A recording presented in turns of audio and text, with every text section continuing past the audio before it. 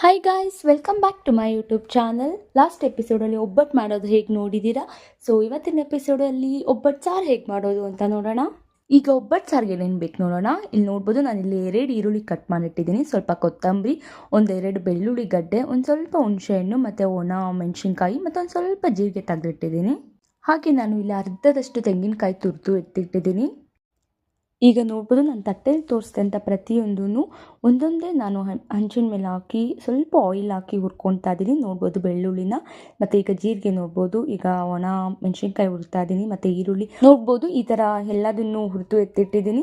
So ಇವಾಗ mixie ಜಾರಿಗೆ mixie ಮಾಡ್ಕೊಳ್ಳೋಣ. ಇದ್ರ ಜೊತೆಗೆ ಸ್ವಲ್ಪ ತೆಂಗಿನ ತುರಿನೂ ಹಾಕೋಣ. ತೆಂಗಿನ ತುರಿ ಹಾಕಿ ಒಂದು ಸ್ವಲ್ಪ ನೀರು ಹಾಕಿ ನೋಡ್ಬೋದು, ಈ ಥರ ಪೇಸ್ಟ್ ಬರಬೇಕು. ಸೊ ನಾನಿವಾಗ ಅದೇ ಜಾರಿಗೆ ಬೇಯಿಸಿದಂಥ ಬೇಳೆ ಇರುತ್ತಲ್ಲ, ಆ ಬೇಳೆನ ತೊಗೊಂಡು ಸ್ವಲ್ಪ ನೀರು ಹಾಕಿ ಈ ಥರ ಪೇಸ್ಟ್ ಮಾಡಿಕ್ಕಿದ್ದೀನಿ. ಸೊ ಈಗ ನಾನು ಕುಕ್ಕರಿಗೆ 5-6 ಸ್ಪೂನ್ ಆಯಿಲ್ ಹಾಕಿ ಒಗ್ಗರಣೆಗೆ ಸಾಸಿವೆ, ಒಣಮೆಣಸಿನ್ಕಾಯಿ ಮತ್ತು ಕರಿಬೇವು ಹಾಕ್ತಾ ಇದ್ದೀನಿ. ನೋಡ್ಬೋದು, ಈ ಥರ ಹಾಕಿ ಮಿಕ್ಸ್ ಮಾಡ್ತೀನಿ.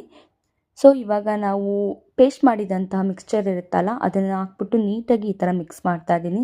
ಈ ಥರ ಮಿಕ್ಸ್ ಮಾಡ್ತಾನೆ ಇರಬೇಕು. ಸೊ ಇವಾಗ ನೋಡ್ಬೋದು, ನಾನಿಲ್ಲಿ ಬೇಯಿಸಿದಂಥ ಬೇಳೆ ಮಿಕ್ಸಿಗೆ ಹಾಕಿದ್ನಲ್ಲ, ಅದನ್ನು ಹಾಕ್ತಾ ಇದ್ದೀನಿ. ಸ್ವಲ್ಪ ಅರಿಶಿನ ಹಾಕಿ ನೀಟಾಗಿ ಮಿಕ್ಸ್ ಮಾಡೋಣ. ಇದು ನೋಡ್ಬೋದು, ನಾವು ಒಬ್ಬಟ್ಟಿಗೆ ಅಂತ ಬೇಯಿಸ್ಕೊಂಡಿರ್ತೀವಲ್ಲ ಬೇಳೆ, ಅದರ ನೀರಿದ್ದು ಇದನ್ನು ನಾವೀಗ ಕುಕ್ಕರ್ಗೆ ಹಾಕೋಣ. ನೋಡ್ಬೋದು, ನೀಟಾಗಿ ಮಿಕ್ಸ್ ಮಾಡ್ತಾ ಇದ್ದೀನಿ. ಸೊ ಸ್ವಲ್ಪ ಉಪ್ಪು ಹಾಕೋಣ, ರುಚಿಗೆ ತಕ್ಕಷ್ಟು ಉಪ್ಪು ಹಾಕೊಳ್ಳೋಣ. ಸೊ ಇವಾಗ ಲಾಸ್ಟಿಗೆ ಒಂದು ಸ್ವಲ್ಪ ಕೊತ್ತಂಬರಿ ಹಾಕೋಣ.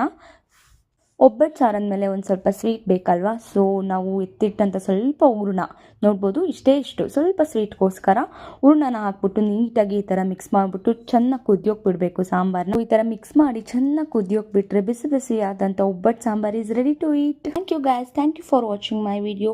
Please subscribe my YouTube channel Oota Thindi for more videos.